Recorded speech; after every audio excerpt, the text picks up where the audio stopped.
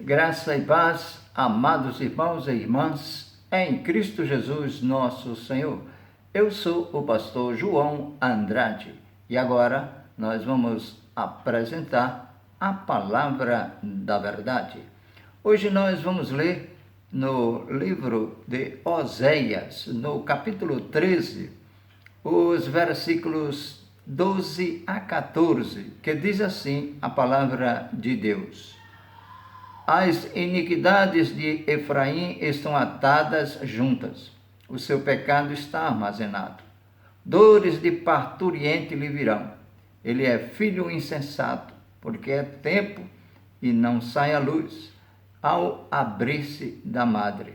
Eu os remirei do poder do inferno e os resgatarei da morte. Onde estão, ó morte, as tuas pragas? Onde está, ó inferno, a tua destruição? Meus olhos não veem em mim arrependimento algum. Aplique, Deus, a porção da sua palavra nos nossos corações. Meus amados irmãos, meu dileto amigo, a reflexão para este momento tem por título A Maldade Mortífera do Pecado. O pecado, ele é maligno, traz em si mesmo as sementes da morte e leva em seu bojo o próprio castigo. Vejamos alguns pontos deste mal ruim. O perigo de acumular pecados. É o que nós lemos no texto 12.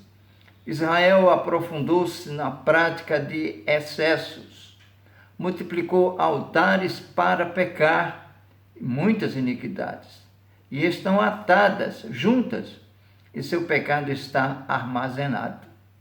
Portanto, em vez de confessar os pecados e abandoná-los, Efraim acumulou combustível para a própria destruição. A destruição é difícil, é grande, e a retribuição divina é certa.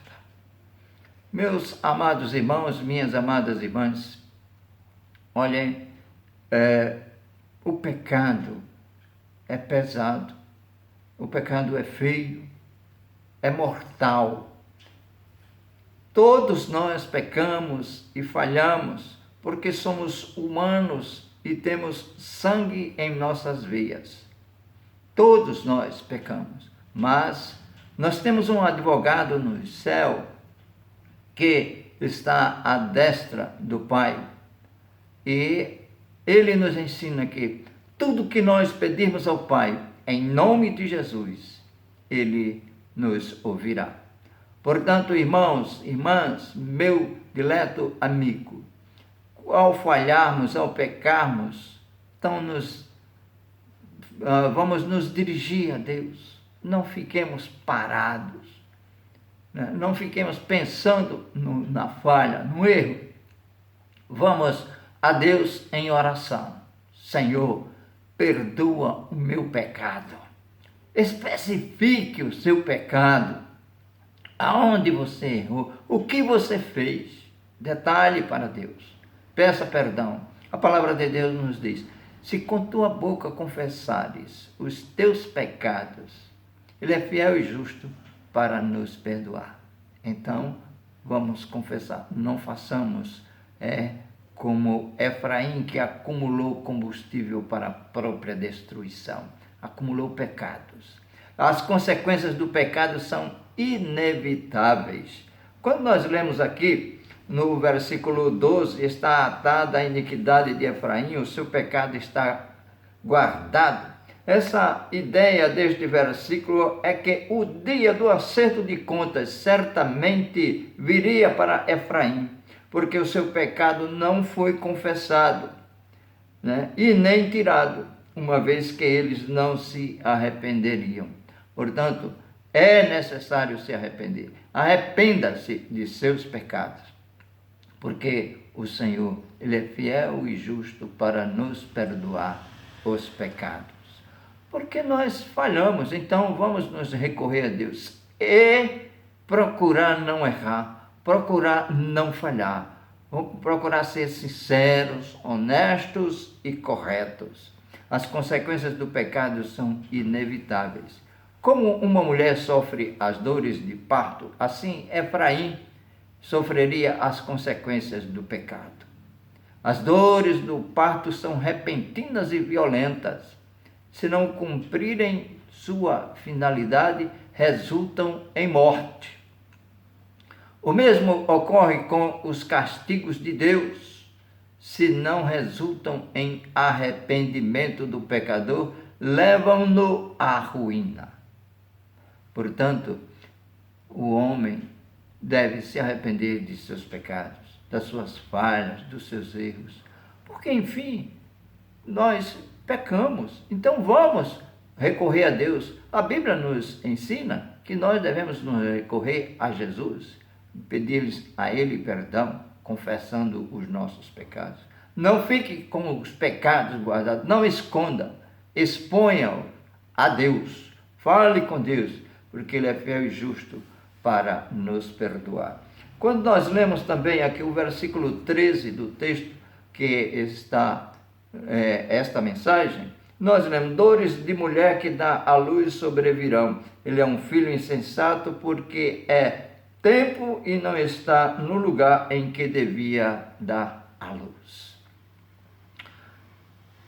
O Espírito Santo, por meio do profeta, ele equipara Efraim a uma mulher que não pode escapar das dores de parto, que está naqueles dias. Ele é incapaz disso, né?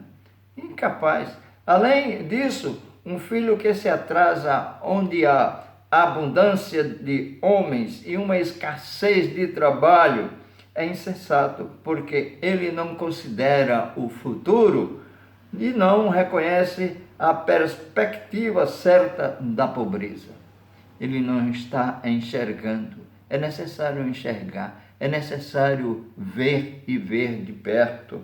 A ideia é: um homem prudente prevê o mal, mas o pecador insensato vive no momento e não toma atitudes para escapar da calamidade que se aproxima.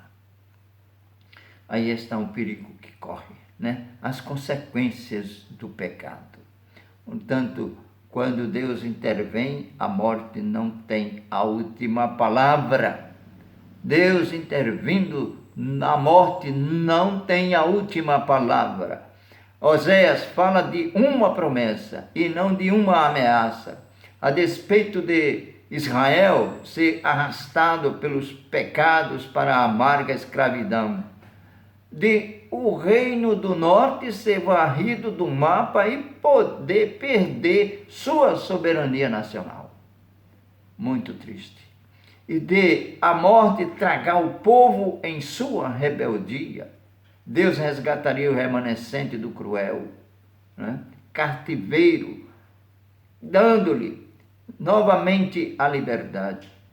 Ainda que o castigo viesse com certeza, o nosso Deus Todo-Poderoso não destruiria totalmente.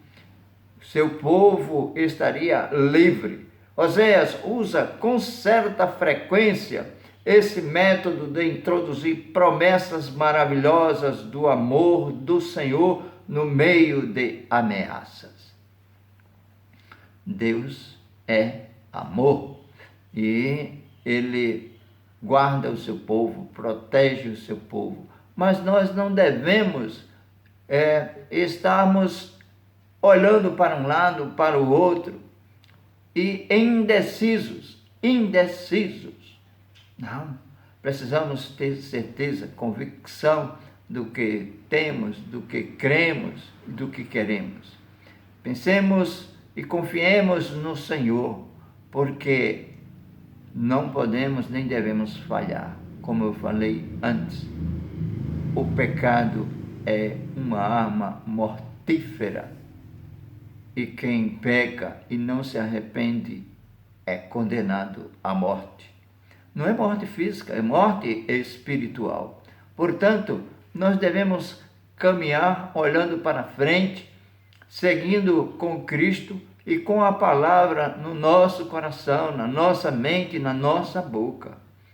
Procuremos sermos sinceros, procuremos ser mais crentes, porque se Deus é por nós, quem será contra nós? Deus nunca, jamais vai nos abandonar.